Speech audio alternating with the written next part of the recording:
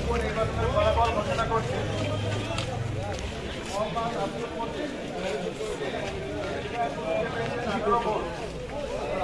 মোহাম্মদ আব্দুল মান্নান বিশ্বাস ঘোড়া প্রতীকে পেয়েছেন 6123 ভোট।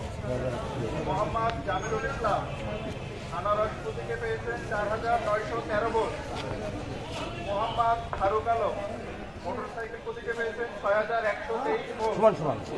মোহাম্মদ মেহেদী হাসান চশমা প্রতীকে পেয়েছেন 633 ভোট।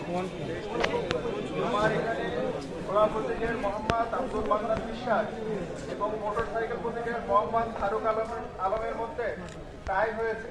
কাউকে বিজয়ী ঘোষণা করা সম্ভব হলো না। ধন্যবাদ সবাইকে।